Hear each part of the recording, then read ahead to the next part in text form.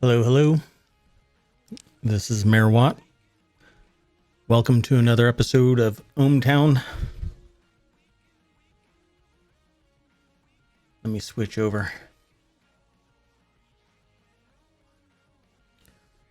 Welcome to the show. If you've checked out the VODs, then you know what's going on. But if you don't know what's going on, then here's what happens. In each of my episodes, I do a quick intro about what ohmTown is. So again, I'm Mayor Watt. I'm the mayor of ohmTown. ohmTown is a little world trapped in the wires, a little bit of resistance. And we aggregate all kinds of news there in ohmTown. That's what you see right there. Hey, I did it right the first time this time. Awesome, right there. There's the website. One of my follower overlays is running over it. But anyway, so ohmTown.com is the site.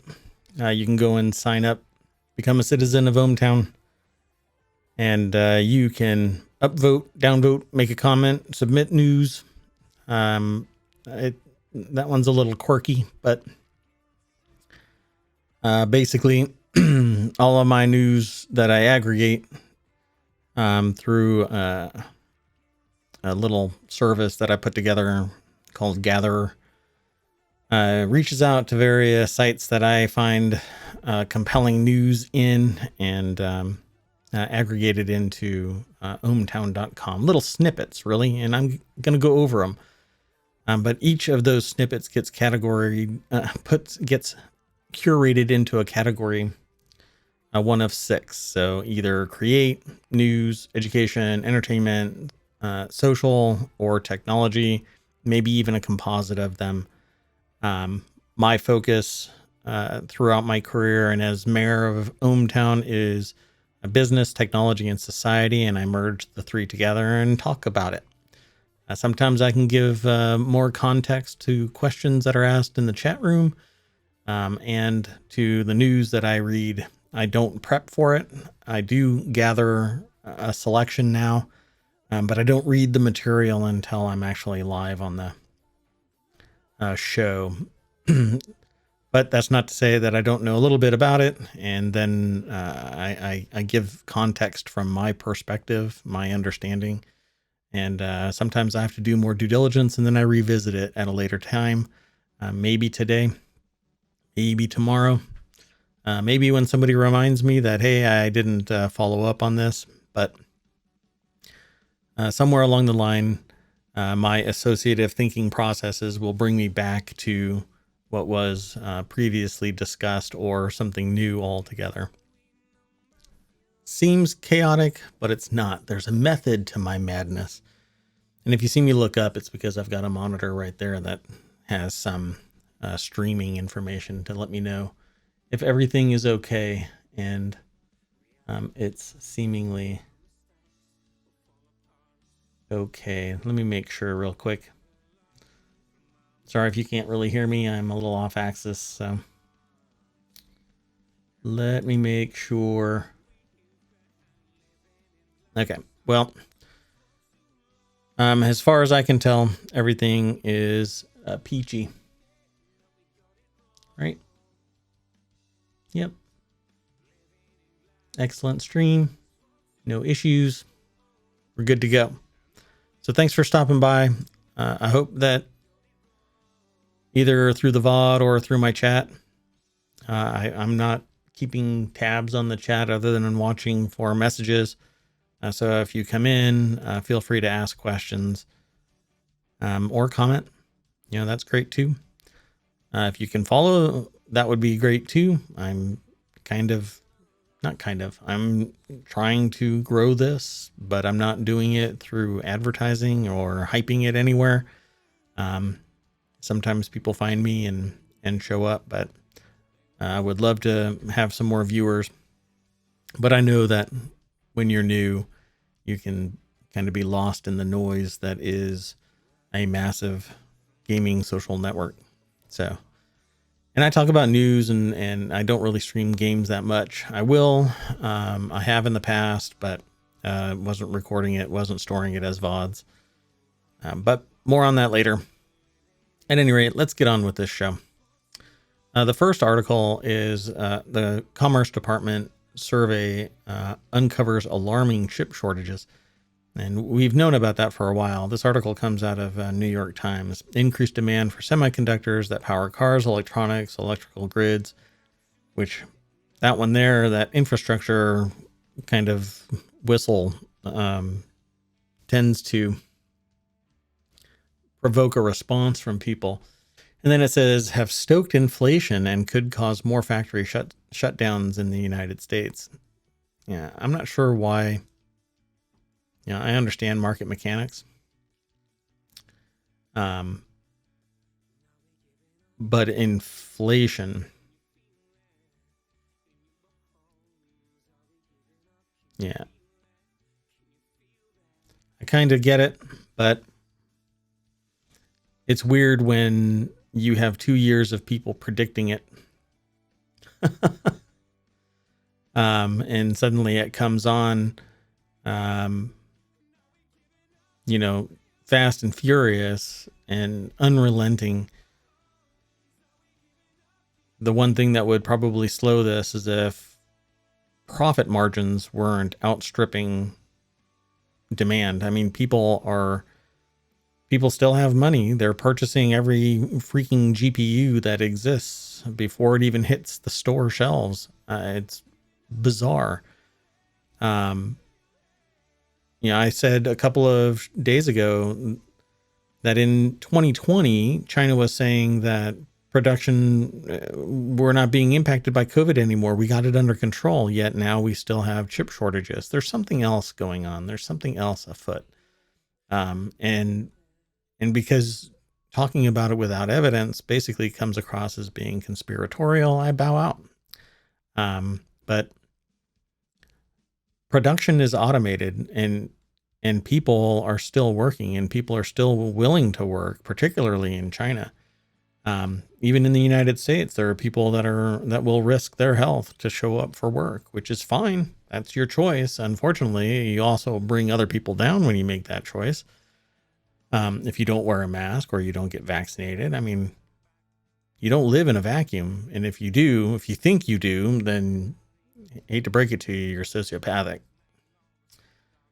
I know, strong words, but true words. So if you click this link, you'll be able to go over to New York Times and you'll be able to scroll through this and read a little more about it. But I've been doing this now for 25 days.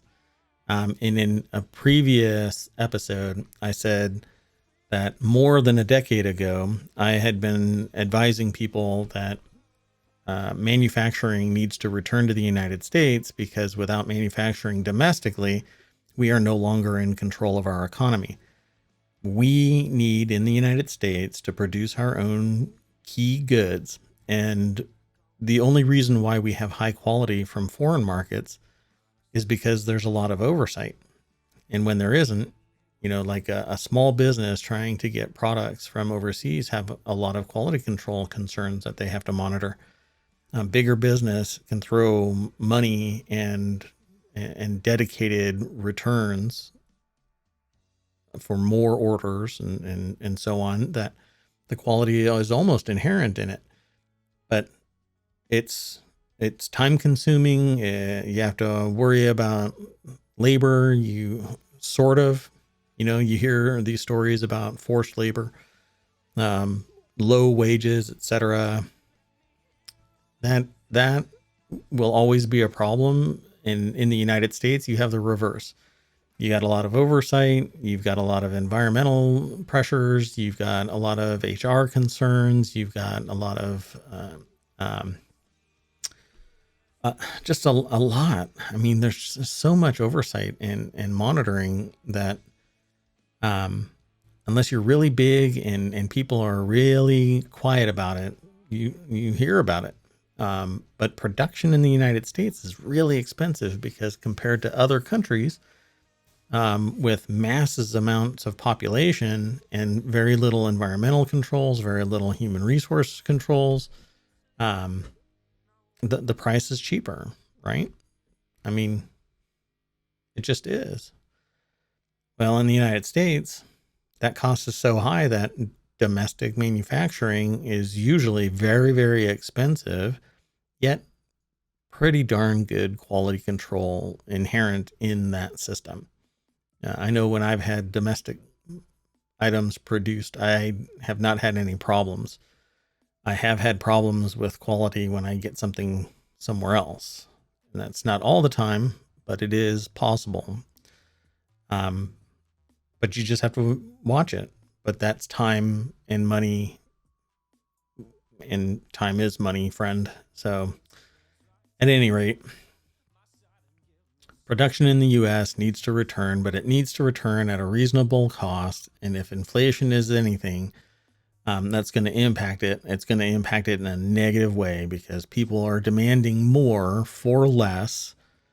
And people won't be able to afford it. So you're pricing out the people that are part of the have not class. Meanwhile, the haves are automating, which is what I have been saying should be happening anyway. But the problem there is that it takes jobs. That means people have to return to school for for retooling, learning a new domain. And it happens quite a bit.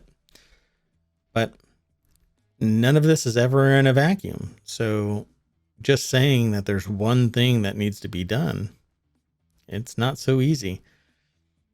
Returning domestic manufacturing to previous levels means that the cost for HR needs to decrease so that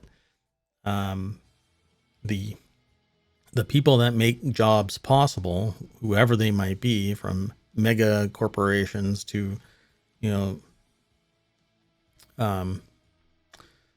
solo practitioners can actually do something. It's just so expensive. You think that you're paying somebody $20 an hour or $12 an hour or $8 an hour, and it's not. It's $12 at least, $15. It's $20. It's quite expensive because it isn't just the hourly wage we're talking about. It's all of the back end stuff, all of the payroll stuff. There's a lot more to it. So I don't think that in our space, domestic production can even approach a tiny sliver of what it is that's overseas and being sent back to the United States. But more on that in another link, I'm sure.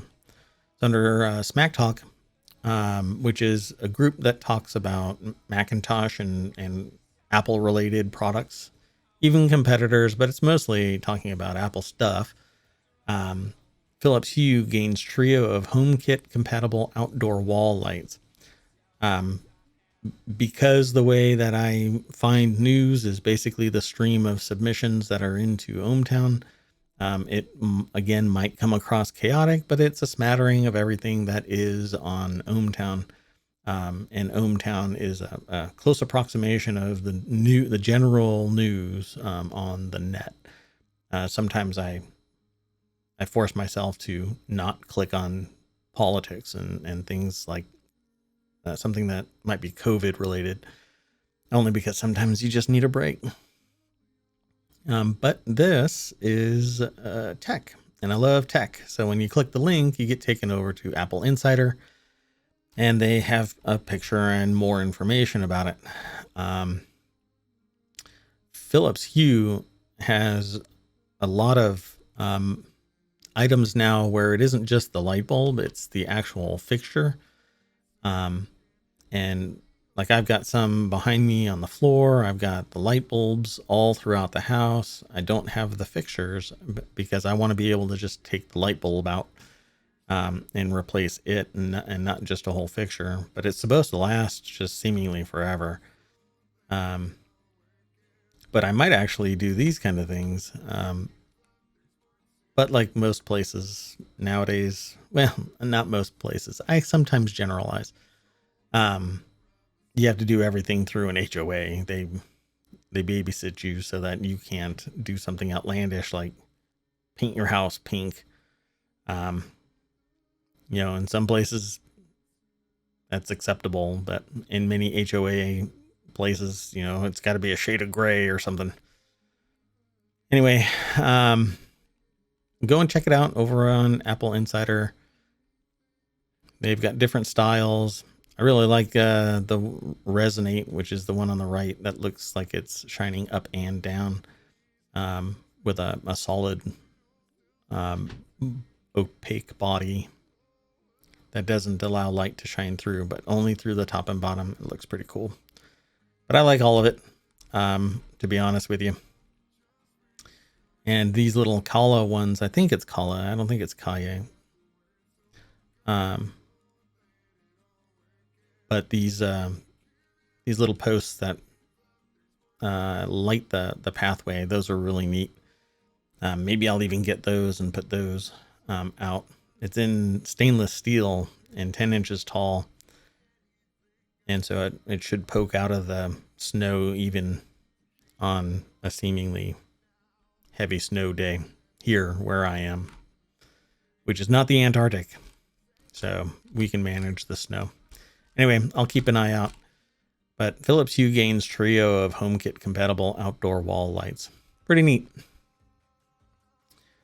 The next submission is the original iBeer iPhone app made its creators $20,000 a day. Now, I don't know if you realize, God. So, iBeer was basically an app that allowed you to, here, I'll click the link so that you can see it. Apple Insider again. All you did was load up the app and tilt your phone, and it would tip the beer inside your phone, which is basically just an app. It's not basically, it was an app that had liquid physics, right? Simulated so that when you tilted the phone, it made it look like you could drink from your phone. And it was such a gimmick that actually somebody later on made an app where it was just a red crystal in it. I think it was a red crystal, and it was $800 until people basically said this is a scam. But it wasn't a scam. It was, if you have $800, you could buy that and show people, yeah, you had enough money to just throw it away to an $800 app that was nothing more than a crystal. And I can't remember the name of it right now. Maybe they have it in the article. But yeah, $20,000. Really? Is that true? Or is that just in the headline, right? So it says it was just a little video file that people had to hardwire in and download via iTunes, he says. But I probably made $2,000 a day for the longest time from that. During our heyday, we were making $10,000 to $20,000 a day. But the app's sudden massive popularity and that lifestyle, coupled with all of the publicity and stress that comes with it, is an avalanche that can destroy people. The launch of an almost identical app called iPint by Coors Brewing Company saw Sheraton suing the developer. Following legal pressures and the stress of the whole operation, Sheraton stepped away.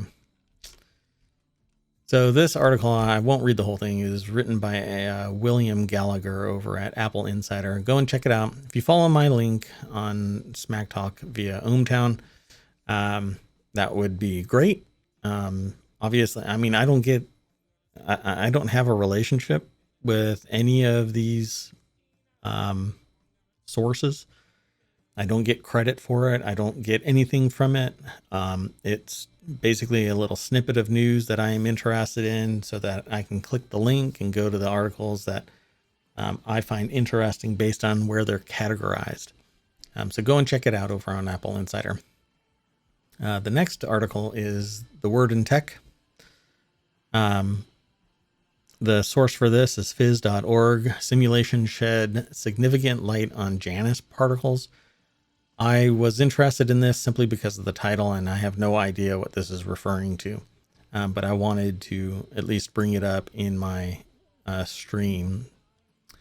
And I don't know why I keep saying that I've got ad blocking stuff. I don't have an ad blocker. Named for the Roman god Janus. Janus particles refer to nanoparticles that possess surfaces with two or more distinct physical chemical properties. So this asymmetry led to the discovery of new and unusual molecular properties, making Janus particles relevant to a wide range of applications, from biomedicine to water repellent textiles to fabrication of membranes with tunable properties. Oh, interesting. So you can make something hydrophilic on one side, hydrophobic on the other side, if the Janus particles in question have those type of properties, which was great because then you can create something that aligns well with water on one side and is waterproof on the other. It's great for separating liquids, and you could probably fine tune it so that it would allow something like osmosis, allow certain types of materials to pass through. I wonder if that's what they talk about. See, they kind of refer to it right here, with varying surface coatings and sizes at a water oil interface. And when they're talking about interface, they mean where the two meet. Interesting. So if you want to read more about it, go over to phys.org. And if you do a search for simulations shed significant light on Janus particles, or just do a search for simulations and Janus particles in Google, you'll probably get taken there. It's very unique. Netflix's In From the Cold is the next article. It's in the Continuity Report group. Netflix In From the Cold is a silly and seductive spy thriller.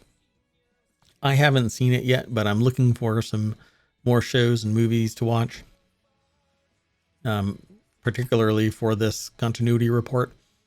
I'm also looking for a host or co-host for various shows. So if you're interested in co-hosting or hosting a show, get in touch with me. We can talk. But the Continuity Report is basically you watch a movie, you find the holes that are in it, and we talk about that. One of the things that always drives me nuts in pretty much every movie or show is the way that they handle liquids in cups, right? So I am always heard saying there isn't anything in that cup, because they're carrying it around like a football and taking sips from it periodically. And it's just absurd. And sometimes you'll see somebody holding something in one shot and then it's missing in the next shot.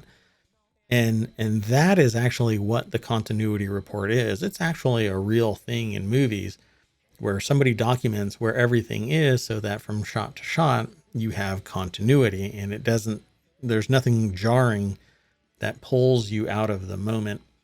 And so I created the Continuity Report because I wanted to talk about that kind of stuff. So,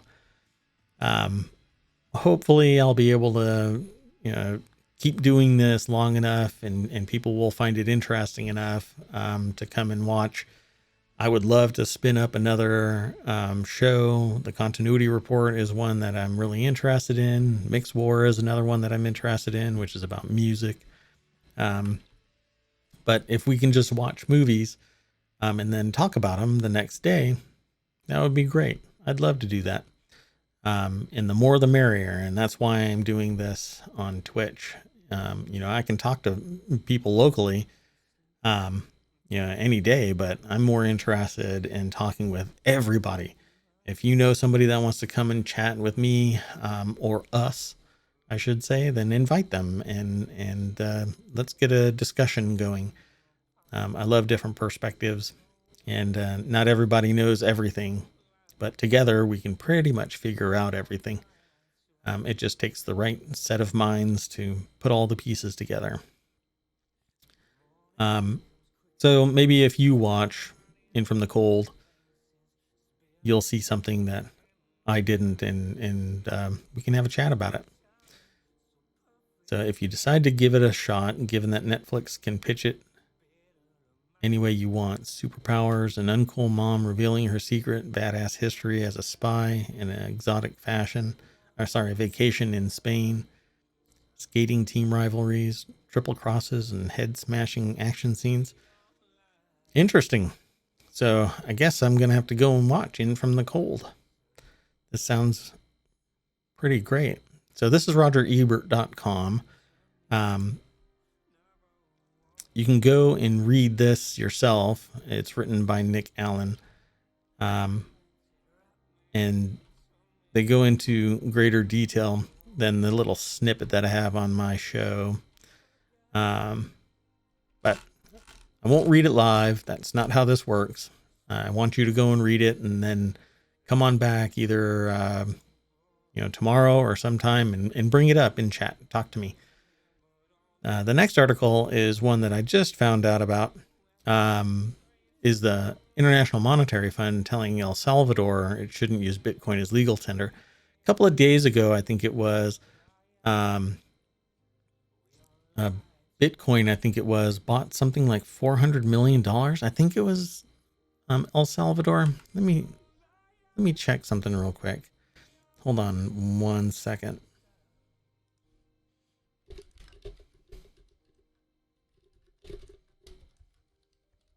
They bought, I think 420 million or something like that. 400 Bitcoin. That was, I think, in 2021 though. Somebody recently bought more. El Salvador buys 15 million worth of Bitcoin really cheap. That's what it is. They bought another 15 million, but they bought 400 Bitcoin ahead of making a law allowing it. And then a couple of days ago, they bought another 15 million worth of Bitcoin. Well, I don't know if you've paid any attention to Bitcoin, but it's kind of taking a beating. Let me see what it's at today. I haven't looked at it today. Bitcoin's at 36,978. Let's see, year to date, I think it's just barely up. It's up 4,000, which is actually pretty darn good. But if you would have purchased it just 5 years ago, it will have been up $35,000 in just 5 years. But then it was $1,000 a Bitcoin. So, that's a lot of money. But so is $37,000 per Bitcoin. So unless something miraculous happens that tanks it entirely, it's not going to decline much back to 1,000, I doubt.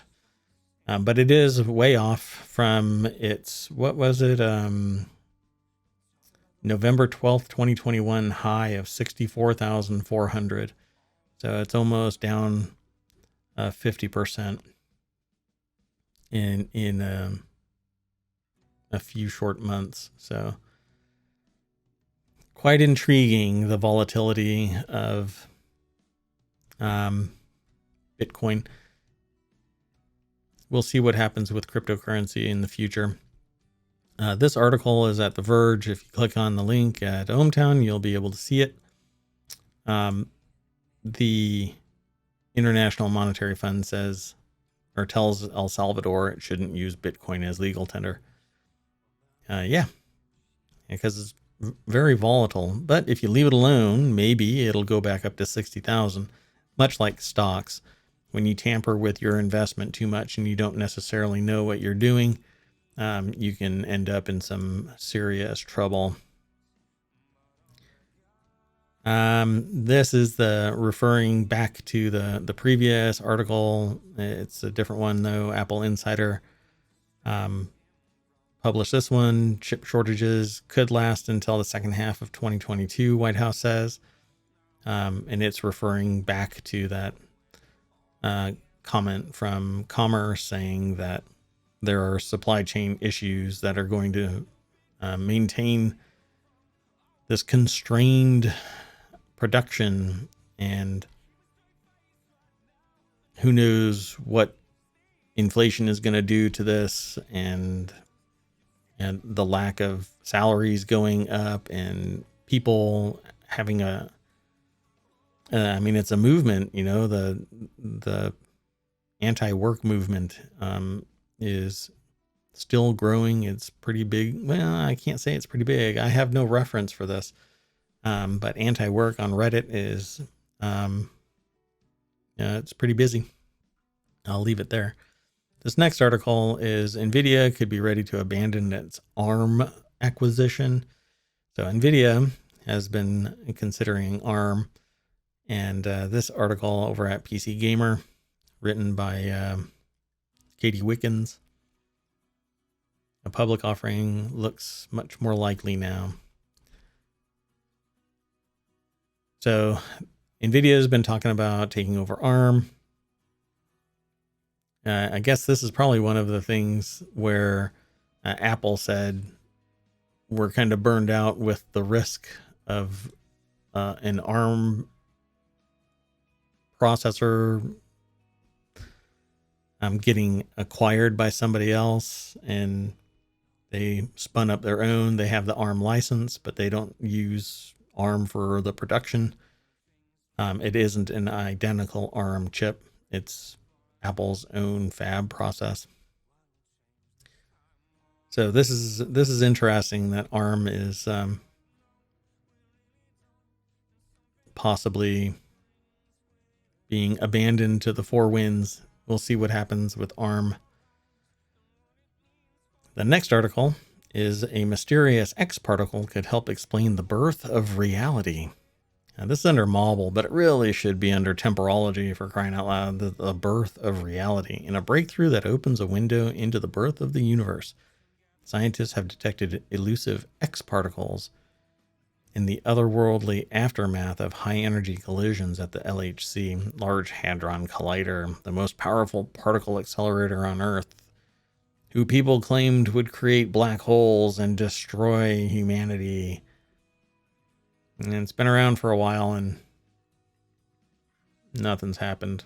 Well, I mean, we are here with everything that's been going on, so maybe it's the LHC's fault, right?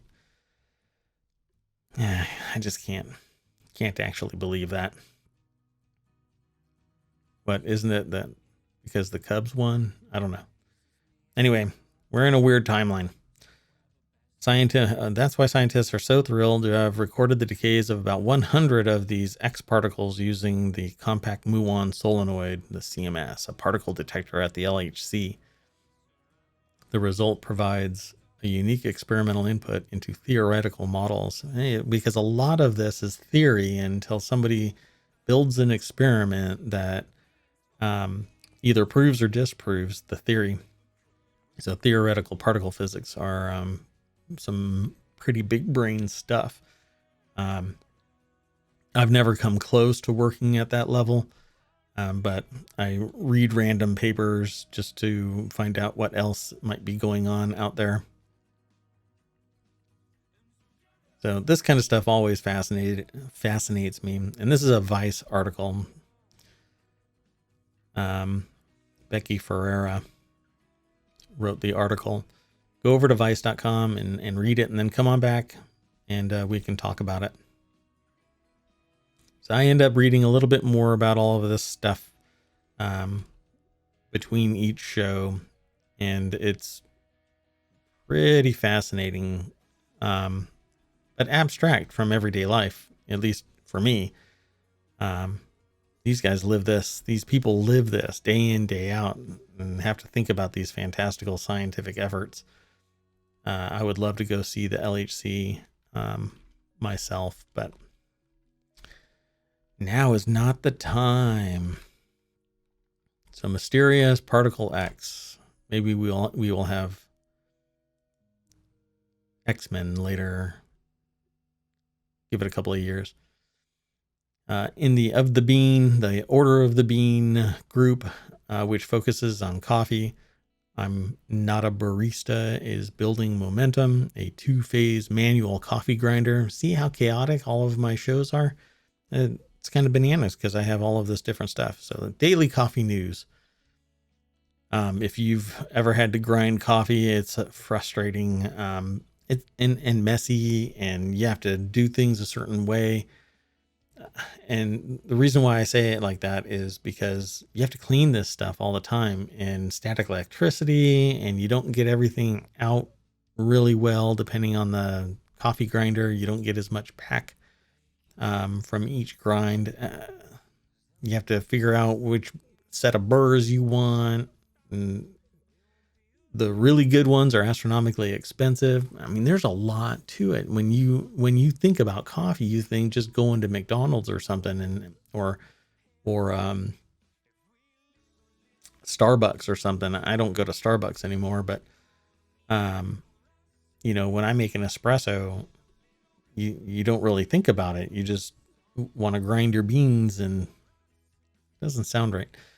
You just want to grind your beans and make your coffee. But these things, they get really expensive. Let's see. I'm looking for the actual price of this thing, but an Indiegogo crowdfunding campaign for the Momentum Grinder is forthcoming, and the estimated sales price has not been disclosed. So I guess there's my answer. Anyway, I typically buy bags of beans and then use an electric grinder to do the deed. But it's just always a mess. And they get overheated. So when you grind something, the grinder starts to heat up, and then the coffee releases more of its oils onto the grinder, and then it cakes the coffee dust onto the burrs, and it all goes to hell. So that's always something that I've been interested in the science of, to try and eliminate that part of it. That and static electricity are kind of the bane of me grinding at home. So go check it out. Daily Coffee News. If you are a coffee drinker, you can go to ohmTown.com and even join the Order of the Bean. We have several of them. So Order of the Bean, Order of the Brew, Order of the Grape, Order of the Leaf. Nah, it's not about pot. That's about tea. And Distillerist is about spirits. I don't think I have much news going in there, but anyway, let's go on. If anybody's going to fire something presumed to be a cruise missile and people don't already know what it is, it's going to be North Korea. So North Korea fires a pair of projectiles presumed to be cruise missiles. Pretty fascinating stuff. What a time to be alive. Cruise missiles being fired. So this article comes from ABC News. Analysts believe the latest launch was aimed at South Korea and the U.S. Basically saying, hey, pay attention to us. I'm just going to pause this. I'm not going to play their video. Oh, by the way, I believe that there is it's a rule. It's kind of like Dunning-Kruger what's the one where everything devolves? The conversations always devolve until Nazis are integrated into the conversation. Anyway, I have this claim that there is no way that you can pause a video and the paused video has flattering graphics, right? So like your facial expression always looks absurd or scary. or something that you could probably subtitle with something humorous, right? Pardon me. And this is the same way. There's just no video unless the person is expecting it to be paused at a certain moment. We all look rather absurd in our videos when we pause them. And I think it's a rule. It's a law. You know, like there are laws about physics, right? Conservation of energy. It's a law. This is a law about videos being paused. Anyway, so North Korea fired off some projectiles believed to be cruise missiles, and that's all we need is more hostilities in the region. Nothing more exciting than conflict and war. I hope that you're hearing the sarcasm. Feel free to say anything in chat. Would really appreciate it. I'm not getting tons of people in my chat, but I would really appreciate any comments, concerns, questions. If you want to see something, some news article, throw it in chat. Or I'll do a search if you are interested. Elden Ring is coming out, and it says here that it'll take about 30 hours to finish, which to me seems kind of a short game. But there are a lot of people that are awaiting Elden Ring. A lot of streamers will be streaming it. There's been a lot of hype around it.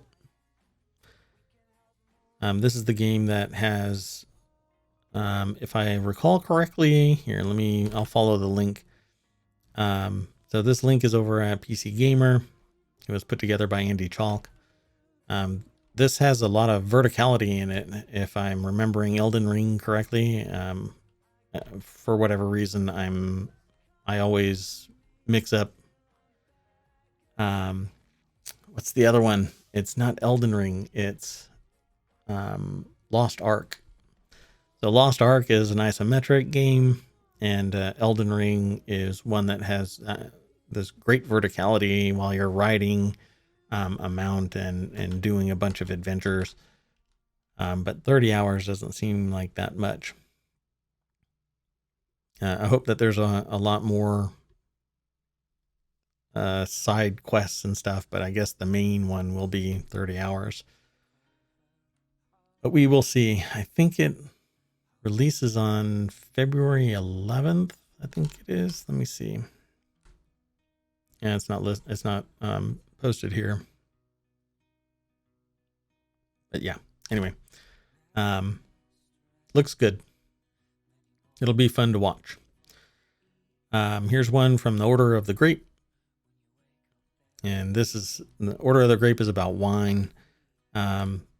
This article is titled Coca-Cola and Molson Coors partner on new Simply Spiked lemonade. If you are interested in, drinks kind of like, spiked drinks, Long Island iced teas are about the closest approximation to a spiked lemonade.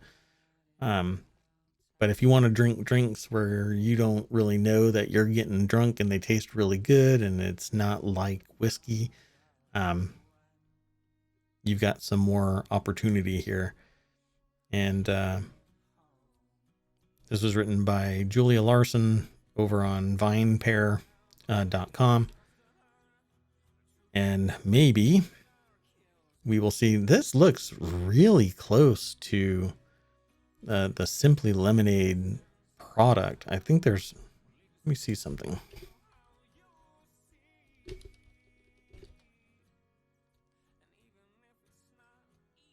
Of course it is that brand, Simply Lemonade, now being spiked. Interesting. They don't say it so overtly here, but the trade dress is what made me realize that this was actually Simply Lemonade, just with alcohol in it. I would suspect that you're going to see more of those because Simply has more than just lemonade. That'll be actually, I'm gonna have to try it. sometimes you just want to sit out on your deck and um, drink something like lemonade. Summer is right around the corner, right? Right? Believe me, time flies. You think that it's winter and it's going to end up being summer. Under the word in tech, General Motors to build a third EV battery factory in the US. If you've ever wondered how expensive batteries are for Tesla, to the point where you're willing to blow up your Tesla. The reason I say that is because some guy blew up his Tesla because the battery replacement was going to cost $25,000. There's a whole lot of backstory to that, by the way. It's not like he was, shortchanged and it was outrageous. This thing had a dead battery, and he was sold a Tesla with a dead battery, essentially. It wasn't adequately tested, in my understanding. And it only went like 700 miles after he purchased it. And so instead of replacing the sled, he blew it up with dynamite. So this article is from The Verge. And I think, like I said at the beginning of this, increasing domestic manufacturing is key to the U.S. No longer being impacted by foreign production concerns. If we automate our production and the human element is removed from the process, then you end up with a more robust manufacturing footprint. Just like it doesn't say it there, but that's what they call it, the manufacturing footprint. I will hear, and I have heard this argument that, well, jobs are for other people. And I say, well, understand something. The people who manufacture goods have really one objective. As bad as that might sound when I say it, that's the capitalist perspective. There's one objective: make money.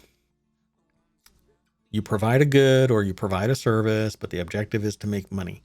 There are other, social goodwill things that somebody can do, but a company like General Motors is not solely bound to do great good at break-even cost. It's not a not-for-profit or non-profit. It is a for-profit corporation that's designed to make money for its investors. So at some point, they do an equation. If I invest $7 billion on automation to roll out EV battery manufacturing, does it make more economic sense to automate that or to have humans doing it? Well, humans aren't as precise at the same price point as automation is. Automation can do the exact same thing day in, day out, without anybody having to take a vacation, without getting stoned or drunk or want to have family or complain about work-life balance. Or did I already say take a vacation? Yeah, who takes a vacation? I don't. Anyway, the problem is that it takes jobs, right? So what's the next step? The only next step really is to have money going to people impacted by automation. Well, that will probably never happen. The UBI, this a little bit of money from the federal government to stabilize the economy. Different places call it different things. In Europe, I think it's called the dole. It's going to change the world when more jobs are automated. And people always say, well, that's just absurd. People will retool and find another job. Well, no, that's not how it works. There's a finite number of jobs. Not everybody can make money creating art and music and hugs and bubbles. Don't put food on the table. Not in a sustained way, Plus, when I've tried to pay for things with hugs and bubbles, it ends in a restraining order. Anyway, automation, reinvestment in manufacturing domestically. If the prices don't match, it's going to cause a whole lot of problems with people who cannot afford the products that are made domestically. Well, we're not getting the products that we order from overseas. They're stuck in ports, or they're stuck on ships that are on the way, or they're not even being produced in a timely manner like they used to be pre-COVID. And I think COVID is just poor timing for something that was already going to start happening anyway. And I'd have to go and look at data to hash it out. But like I said earlier, I start sounding a little conspiratorial. But I need to get moving on this. So Smack Talk, another article. The source is Apple Insider. Apple Wallet digital key use at Hyatt hotels shown off in new video. You can click the link and you can go over to it.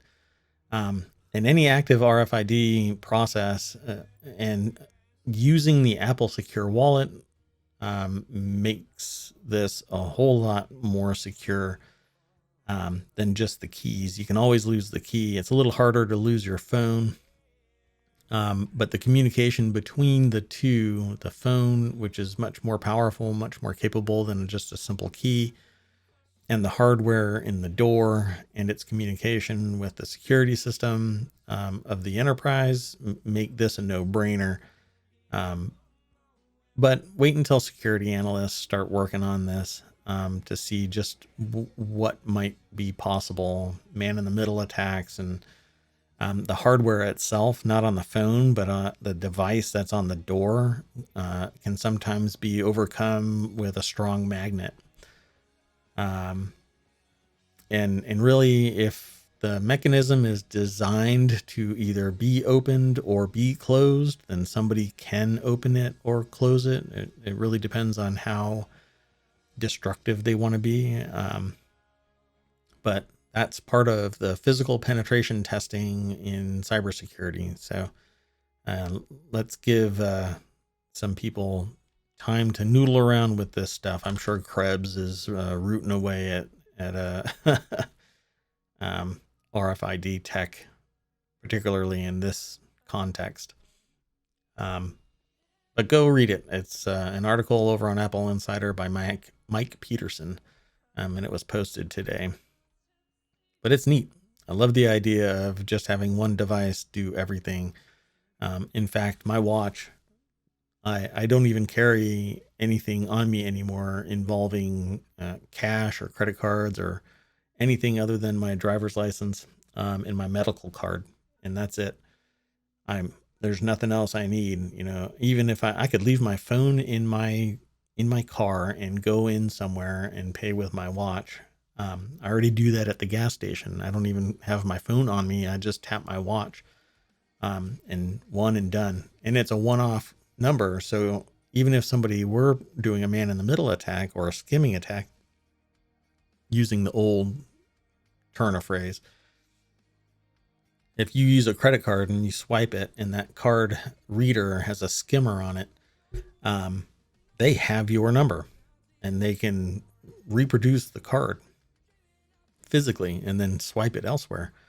But with an Apple Watch or Apple phone, there are other phones that do it too, not just the iPhone. But anyway, it's a one-off number. And so even if somebody were to try and use it, it's dead after that transaction. Win-win for everybody. And when there's lower risk, that means that there's lower Okay, I almost got through it. I almost got through that statement. When there's lower risk, there's going to be a lower percentage charged for every transaction, right? So instead of 2.5%, you'll get as an owner of a business, you'll be charged 2.25% because obviously these one-off cards, these one-off numbers and transactions, they lower the risk. So there's not so much waste and there's efficiencies there, right? And the transaction fee can be lowered because there isn't so much overhead, right? No, that's not how it works. Basically, the profit margin will always trump the decision making. So if I do everything that could possibly done to be secure with my transactions, my per charge rate will never go down. It just gives more profit margin to the company. But I'm not bitter. Okay, so next one is the word in tech. EU launches game changer space startup fund. Launched Tuesday, a €1 billion fund to support startups in the space sector with the hope that it'll be a game changer and attract private investors into the key sector. This article is over at phys.org. And I think that public-private technology exchanges are a win for everybody. A lot of people say things like, well, it's the business or it's the government. But both of those are made up of citizens. They're both made up of humans. And so the organization itself isn't necessarily bad, but sometimes there are people within it that are abusive of either position or capabilities. The influence and power and whatever else, right, that can be abused. But in this case, right, if a company can incubate its way into a position and take public funds to develop further whatever the little product or service is that was incubated in the startup sector, it will ultimately benefit the rest of society. If now there's always a caveat there. There's always an if or a but. If but for either abuse or nepotism or outright criminal Theranos level manipulation, whatever, right? So in a perfect world, public money used for private enterprise will lead to public benefit because the product goes from tactical to practical over time. That's what GPS has been. It was a tactical, private, it was a government project that was released into the wild for public consumption. And that's just how things have worked in the past. It goes from tactical to practical. And if you have any questions, feel free again to throw it in chat. Okay, I'm going to keep on going. I'm actually running kind of late, but I'm going to finish my entire list of selections. So under the Hatch Idea group, which is my business, there is a article titled "Let the Wild Rumpus Start. Is the U.S. Facing a Stock Market Super Bubble?" I always am fascinated by these hyperbolic statements where we don't know what's going to happen with the stock market because it's a multitude of investors buying and selling and trying to predict what's going to happen next. And it's always there's no leading indicators when it comes to the stock market. It's always trailing. The data that you see on a stock trend chart while you're day trading is never the future. It's always the past. You're looking at past numbers again and again and again. It may have happened just 1 minute ago or 30 seconds ago, but there's a trading platform that has relocated closer to the stock trading servers themselves, the ones that are processing the trades. It's not processing, in somebody's living room somewhere. It's processing in data centers in New York. And there are people, there are trading platforms, high frequency trading platforms that are making all of these transactions. And, I've done day trading. What you see is the results after the fact. And then you put in your trade trying to predict what something is going to trend towards. Oh, I'm going to short it because I think that it's going to collapse. Well, it doesn't collapse. And then the short gets called and you have to pay whatever the difference is. And there's so much more there. But the fact of the matter is that we don't know what this, if it's facing a super bubble. All we know is that there's a bunch of people that are dumping their stock now, and the Dow in particular is declining, and S&P is declining.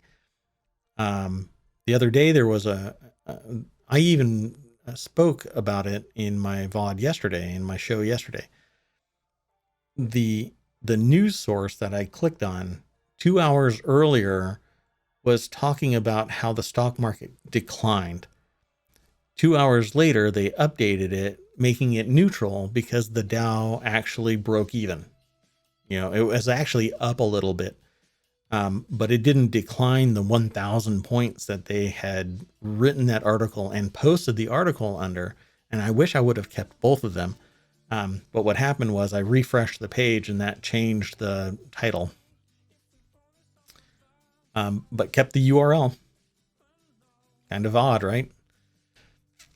Anyway, we don't know if there's going to be a bubble. This is a Guardian article. But this just screams clickbait. Let the wild rumpus start. Is the U.S. facing a stock market super bubble?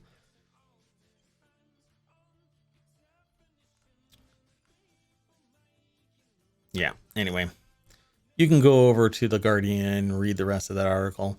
Unless you're a stock trader, unless you have a lot of investments in the stock market, you're not going to be impacted by anything going on in the stock market. Unless the economy itself starts to collapse like it did in 2008, like it's done in the past, interest rates shoot through the roof like in the 70s.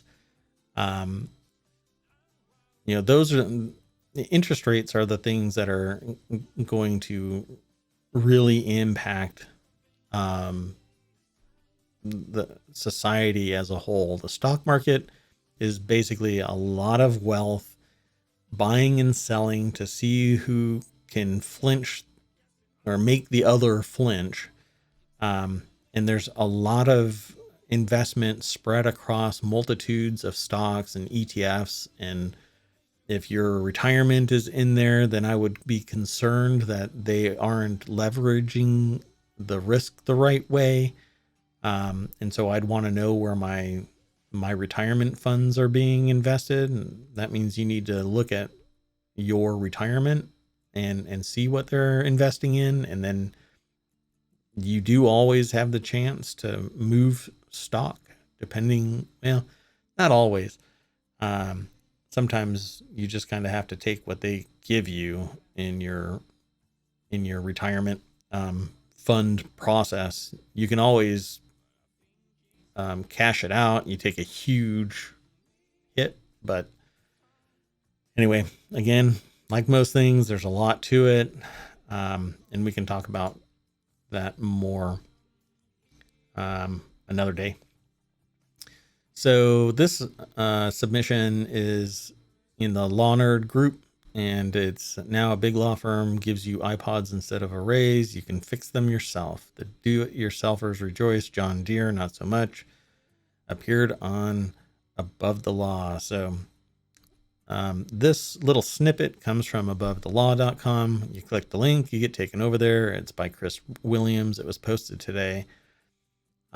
While many of today's antitrust lawsuits boil down to things like like market shares, price fixing, and reducing cost to consumers, and then it goes into greater detail from there. But they talk about planned obsolescence.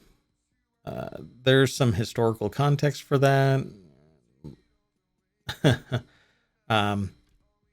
A lot of things like there are discussions about how Apple is supposedly planned obsolescence, and they actually make certain changes so that these older devices don't run as well, but Apple has a good argument in that they make certain changes so that battery life and functionality is at parity, and new code doesn't completely wipe out an older phone.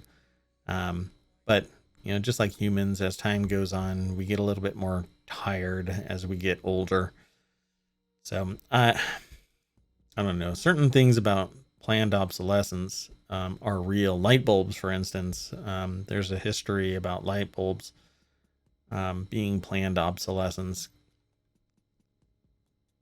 There's more context to that in that older filaments were much more robust but gave off less light. Like the adage, you can't have a candle burning on both ends because it'll last half the time. That's kind of how light bulb planned obsolescence is. But there was actually, if I recall correctly, there was a real conspiracy about lowering the lifespan of light bulb filament. And this has happened in other things as well, but you'll be able to fix your products, and these lawsuits that make it possible for you to repair your own devices, the devices that you purchase. I think that they're great. But there's always going to be somebody that breaks this. And that's why we can't have nice things. What's going to end up happening at some point is somebody is going to sit there and do some repair somewhere in a shop. And then the phone or device or whatever burns a house down because it was a crappy job. And the person goes after Apple or Google or Samsung or whoever the phone owner was. And it'll take an investigation into it, hopefully finding out that the person that did a bad do-it-yourself job in a shop somewhere was the cause of it. But and that's me basically just seeing how some people are about things, instead of coming clean about it and saying, oh, I took it over to this person did a bad job. Well, that person isn't as big as Apple. So you go after the biggest Apple that you can. That's kind of funny. You go after the biggest, unless you want to, just take down this one little person and get $50 for it versus, possibly millions. So we'll see what comes from the future of do-it-yourself repairs. And do-it-yourself is more than just do-it-yourself, like me working on my workbench at home. They're referring to going to a shop and having it repaired and not having to send it to Apple or send it to Samsung for repairs. Yeah, there's always more context to it. So in this article, this is in the group Band to Bezel, which is about watches, but primarily the Apple Watch. But the news that I get is broad spectrum, not just digital watches, but mechanical watches as well. One to watch. Have no fear, Studio Underdog is here to make watches fun again. So I saw this and I thought it was interesting based on the title and a little snippet. You click the link, you go to Hodinkee, and you get these really cool looking watches, right? Pretty neat colors, nice textures, high contrast. It's pretty neat. So I hope you like that article. Go and check it out. A $5 Peppa Pig kind of character watch, or the watch that looks like an appliance. He knew he could do more, but didn't quite know how to make the jump. So he studied product design and ended up with this. It's a neat color scheme. Are you going to go get it?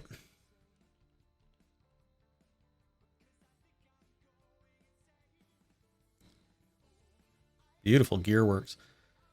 By the way, if you've never watched somebody do a watch restoration, go and do a search for watch restoration on YouTube. In fact, let me do something real quick. Since I've got you here, if you're watching this VOD an hour into it, right? We're over an hour into it. This is kind of what I do. I like to riff off of the actual news. And have a nice conversation. Feel free, if you are in my chat, to ask questions. Let me see if I can pull them up. Wristwatch Revival is the person that I watch.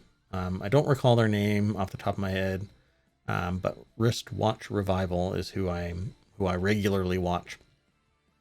And basically, they go to eBay and they buy watches and they restore them and post the video of the restoration. And what's really fascinating about watches is that there's all of these designs. I mean, they're so beautiful at times. And some of them are really cheap, and in that simplicity of watch design, they're still beautiful. When you're looking at this picture right here, all of the elements that are in this picture are in every standard mechanical watch. Like, all of the gears are the same. There's a thing that is called the same in every single mechanical watch, wind-up watch. The works are always the same. I mean, it's just amazing, but it's like human beings. Every watch that is, a different model, is unique. The designers find these fascinating ways to cut the material into a unique shape. And each model is just a work of art. So it's neat. I can't afford some of these watches. There are watches out there that are tens of thousands, hundreds of thousands. It's rather bananas to me. But when I see a gear work like that, I think it's beautiful.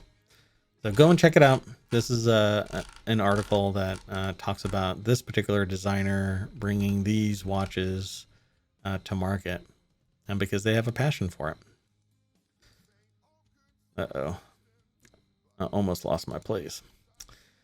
And this last article is stock marketeers outside the box. Social Security has quietly crossed yet another financial Rubicon of systemic decay. The cost of grandfathering the benefits of existing retirees now costs more for future retirees than doing nothing and eventually cutting all benefits. So this article is over at MarketWatch.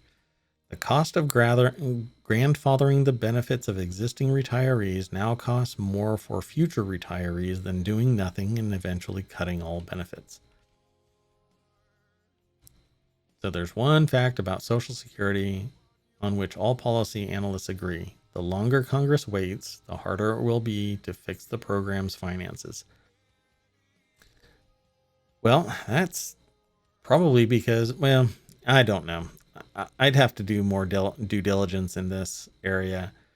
But Social Security, I was told 20 years ago that it wouldn't be there when I retire. Well, back then I thought I was going to retire at 40. I was in the startup community and I was very, very active in business in a different way. And so, I was high-minded and very motivated and working 100-hour work weeks and I knew what a dollar was. Oh no, interesting. And so we're going to find out what happens with Social Security. And if somebody predicted, 20 to 30 years ago when I was first told, that Social Security wasn't going to be there, I'd be wondering why, how. Okay. With that in mind, I think I am going to call it quits for the day. And we will revisit this tomorrow, 6 o'clock, same time, same channel. See you here on ohmTown at Twitch.